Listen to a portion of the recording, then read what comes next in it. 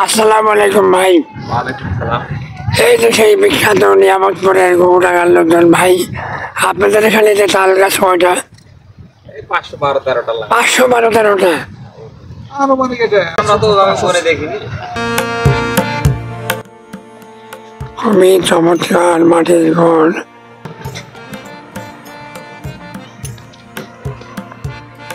মাটির ঘর, এগুলো তো আঠা মাটি না, আঠালো মাটি না? আঠালো মাটি। তো আঠালো মাটির কারণে কিন্তু এইভাবে সব ঘর বাড়িগুলো কিন্তু সেই শত শত বছর ধরে এভাবে মাটি দিয়ে তৈরি করছে, তাই না? হ্যাঁ, তৈরি করছে, দাঁড়িয়ে আছে সাথে। বাড়ির ভেতরে ঢুকি,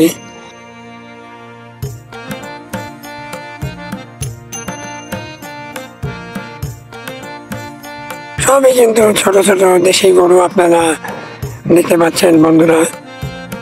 আর এই যে খড়ের পালা, ছোট্ট একতলা মাটির বাড়ি রুবেল। হ্যাঁ যারা একটু সামর্থ্যবান তারা সম্ভবত 2 তলা বা 3 তলা হ্যাঁ, 2 তলা 3 তৈরি তলা। করে। দেখেন বন্ধুরা কি চমৎকার, এই যে পুকুরের পাড়ে হাঁস, অনেকগুলো হাঁস।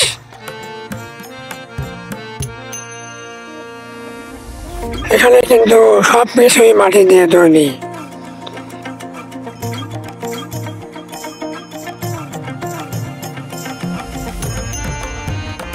কি চমৎকার ভিউ বন্ধুরা, দেখেন ডানে বামে প্রত্যেকটা মাটির বাড়ি অসাধারণ।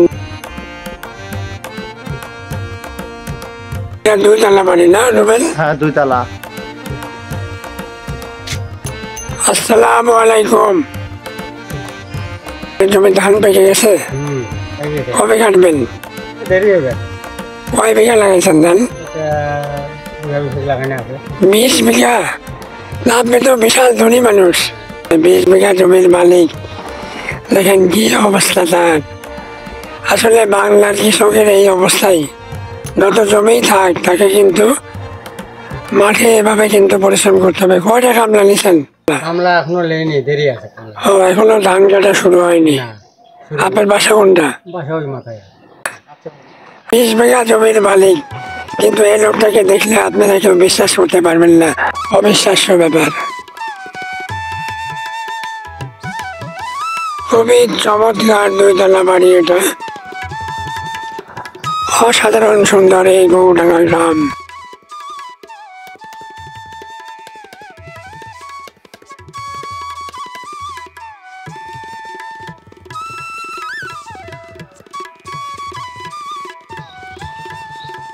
এই বাড়িটা কিন্তু ভেতরে এবং বাইরে কিন্তু রং করা, কবুতরের জন্য না, কবুতরের জন্য।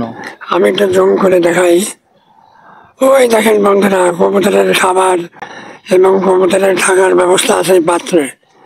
অসাধারণ অসাধারণ। গরুগুলো আরবেল খুবই ছোট ছোট না? হ্যাঁ, ছোট ছোট গরুগুলা, তবে এই গরুগুলা ছোট হলেও এই গরুগুলোর মাংস খেতে অনেক টেস্ট। দুধগুলো হয়, আচ্ছা আচ্ছা। এগুলো আসলে বড় বল্ডার গরু যেগুলো আছে না, ওইগুলোর চাইতে এইগুলোর দুধ কিন্তু আপনার অনেক টেস্ট হয়, মানে টেস্টিফুল। এগুলো তো কোনো ফিট খাওয়ানো হয় না? ফিট খাওয়ানো হয় না, অরিজিনাল দেশি গরু, অরিজিনাল খাবার তারা খায়, ঘাস আর তাই তো? খড় খায় এই। আচ্ছা।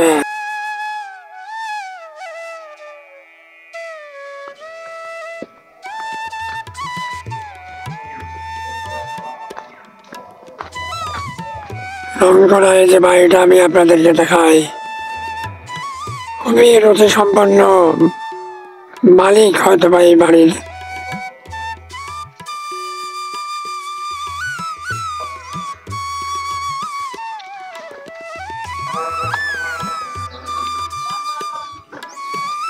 ভাইজান আসসালামু আলাইকুম।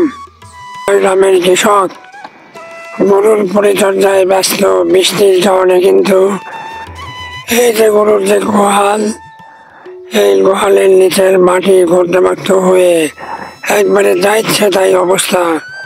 বাংলার কৃষক তাদের সবার জীবন এবং জীবনের কাহিনী কম বেশি একই রকম। নিরন্ত পরিশ্রম করে তারা কিন্তু আসলে, এবং মাঠের কৃষক কিন্তু অনেক পরিশ্রম করে আমাদের জন্য ফসল ফলায়।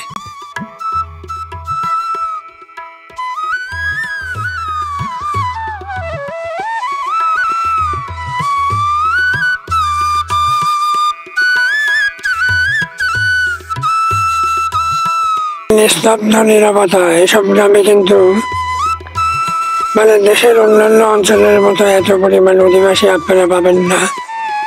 খুবই ছোট্ট একটা গ্রাম, খুবই সুন্দর গ্রাম।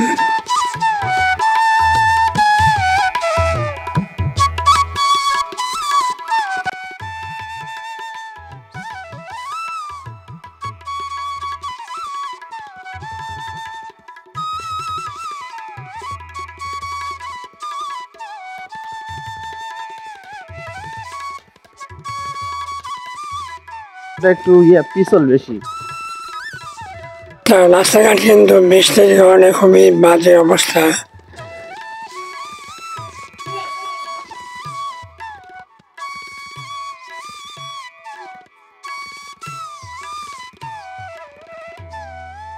এই যে দেখেন প্রত্যেকটা বাড়িতে কিন্তু কবুতর বসার জন্য এরকম ব্যবস্থা।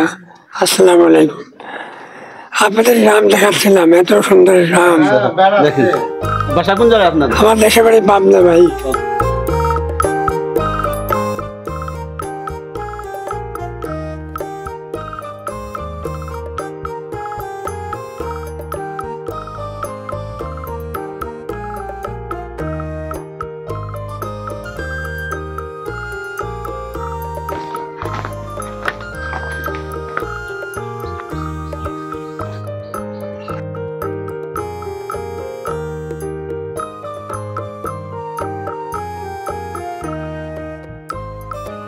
অসাধারণ সুন্দর এক পরিবেশ।